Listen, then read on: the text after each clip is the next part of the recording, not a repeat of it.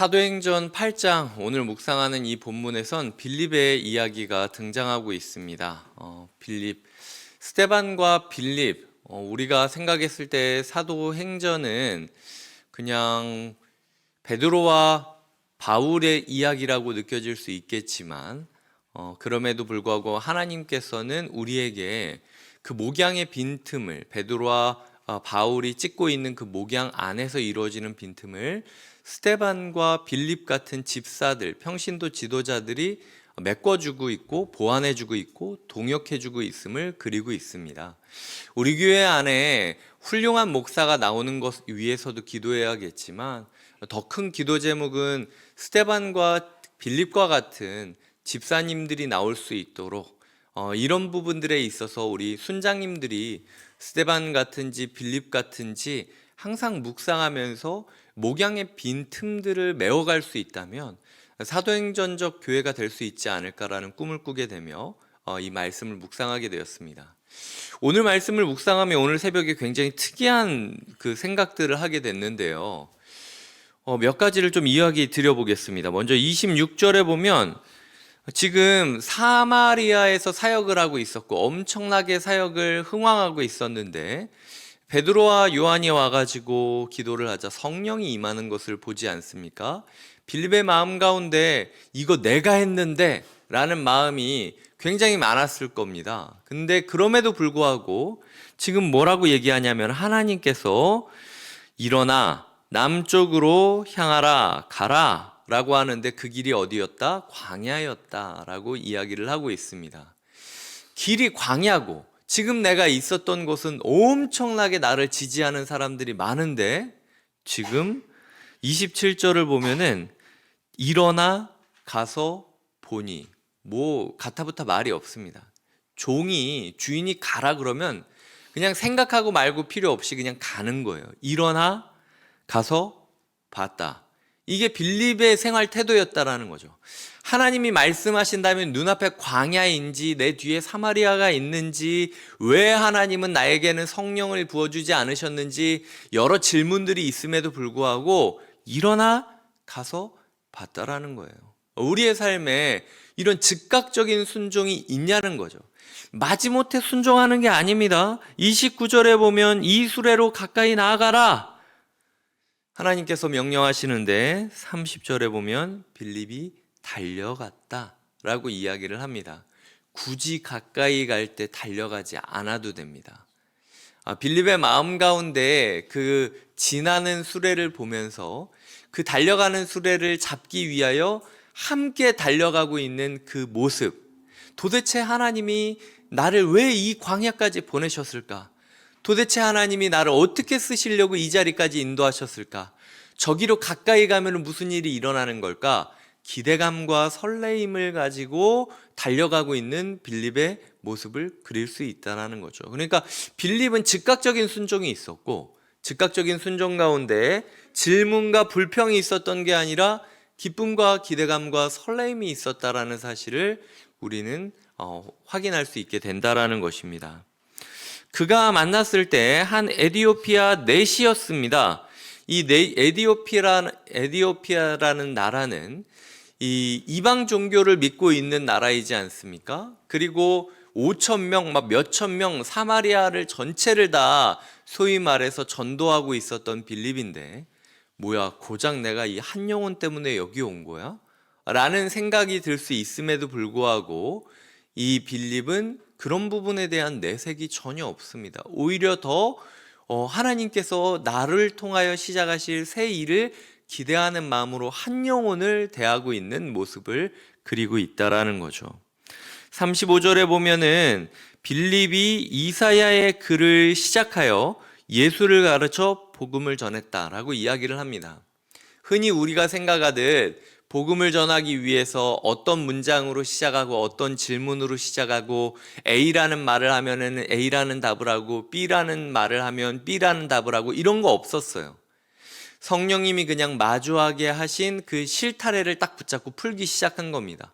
성경 어느 구절을 들이대도 예수를 가르쳐 복음을 전할 수 있는 그런 자질과 능력을 갖춘 게 빌립이었다라는 거죠. 그리고 마지막에 보면은 39절에 내시는 기쁘게 길을 가므로 그를 다시 못하니라 라고 이야기를 하고 있습니다. 정말 기대했고, 야, 이제 내가 에디오피아의 그 나라를 바꾸는 건가? 라는 생각을 할 수도 있음에도 불구하고 성령님께서는 빌립을 빼앗아 가십니다. 그리고 빌립은 다시는 그 에디오피아 내시를 보지 못하고 또 새로운 모험을 떠나야 했습니다. 그리하여 어디에 갔느냐? 40절에 보면 아소도에 나타나 여러 성을 지나다니며 복음을 전하고, 그러니까 방랑하는 거죠. 그리고 가이사랴에 이르니라 라고 이야기를 하고 있습니다. 그리고 한동안 안 나오죠. 가이사랴가 어딘지 아십니까? 21장에 보면 제가 읽어드리겠습니다. 21장 8절부터 읽어드리겠습니다. 바울입니다.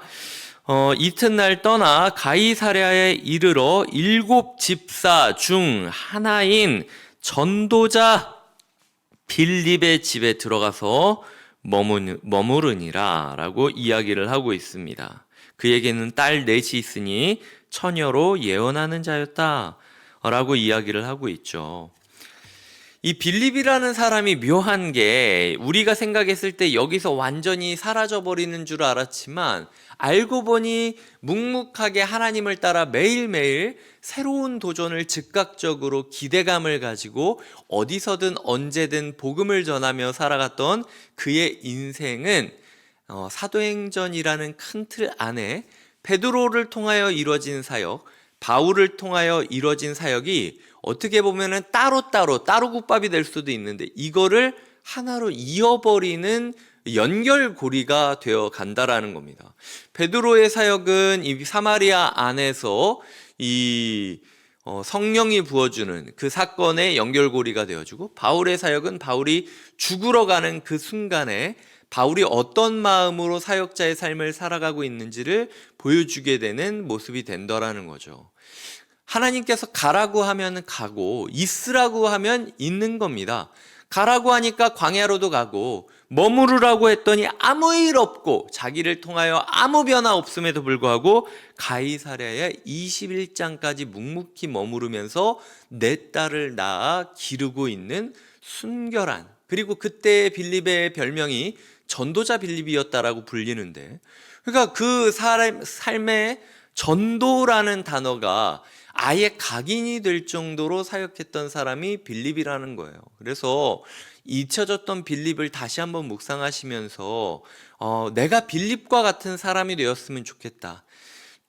내가 똑같은 복음을 가지고 하나님께서 나를 스데반처럼 죽으라 하시면 죽겠습니다. 똑같은 복음을 가지고 하나님이 나 빌립처럼 전도하라고 한다면 평생 동안 하나님이 보이지 않는 곳에서, 하나님을 볼 수 없는 곳에서 한 영혼을 위하여 내가 묵묵히 섬기며 전도하겠습니다.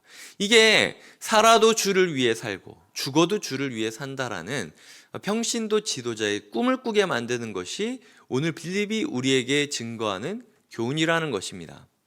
베드로와 요한이 사마리아라는 원수를 향하여 용서를 베풀 때까지 성령이 머물러 기다리셨듯 오늘 빌립에게도 또 다른 도전이 주어지지 않습니까? 에디오피아라는 내가 전혀 알지 못하고 피부색도 다르고, 그리고 그들이 이방 종교를 믿기 때문에 거부감이 있었음에도 불구하고 그 또한 믿음의 도전을 해야 했다라는 것입니다. 우리의 삶에 이 빌립을 본받아서 날마다 믿음의 도전을 하고 있는지, 아니면 나는 20년 전에도 이렇게 신앙생활했으니까 오늘도 이렇게 신앙생활해야 돼, 아무런 변화 없이, 아무런 도전 없이, 아무런 접근 없이 그저 그냥 누가 찾아와 주기만을 바라면서 주저앉아서 내 밥그릇만 쳐다보고 있다면 그것은 하나님의 사역자의 모습이 아니라는 것입니다. 36절에 보면 내시가 말합니다. 물이 있으니 내가 세례를 받음에 무슨 거리낌이 있느냐? 빌립이 세례를 주자라고 이야기를 한 게 아니라 내시가 빌립에게 내가 세례 받고 싶다고 이야기한 거예요. 이게 참 교회의 모습이라는 거죠. 그리고 다시 보지 못했다라고 이야기하지 않습니까? 이 기회가 다시 오지 않을 기회였다라는 것이죠. 우리의 삶 가운데 꿈꾸시기 바랍니다. 하나님이 보내주신 한 영혼을 위하여 내가 모든 것을 버리고 모든 틀을 깨트리고 광야로 나갈 수 있기를, 그리고 설레임으로 마차를 따라 달려갈 수 있는 벅찬 감동이 있는 삶이 되기를, 그리하여 우리의 삶에 예수 그리스도를 전하고 우리의 복음을 들은 사람들이 예수 그리스도로 인한 벅찬 감동으로 말미암아 세례받고 싶다라고 이야기를 하고, 심지어 다시 보지 못한다 할지라도 아쉬워하는 것이 아니라 이것을 다시 없을 기회였음을 확인하면서 감사하게 되는 삶이 우리에게 필요하다라는 것이죠. 이런 빌립의 삶을 꿈꾸며, 그리고 이런 에디오피아 내시 같은 열매가 우리의 삶에 맺어지기를 꿈꾸며, 동시에 21장에서 바울을 만나기까지 묵묵히 사역했던 빌립처럼 우리 또한 하나님께서 우리를 다시 역사의 전면에 들어 올리시는 그날까지 묵묵히 주어진 자리에서 전도하고 순종하겠다라고 결심하시는 하루 되시길 주님의 이름으로 부탁드립니다. 기도하시겠습니다. 하나님 아버지, 우리를 붙잡아 주시고 인도하여 주시옵소서. 우리가 죽는다면 스데반처럼 복음을 들고 죽게 하여 주시고, 우리가 살아간다면 빌립처럼 복음을 들고 전하게 하여 주시옵소서. 하나님, 우리가 빌립 같은 성도님들이 우리 교회 안에 많아지기를 바랍니다. 스데반과 빌립이 넘쳐나는 교회가 될 때, 그때 우리 교회가 사도행전적 교회가 될 수 있음을 깨닫게 하여 주시옵소서. 감사하고 예수님의 이름으로 기도드립니다. 아멘.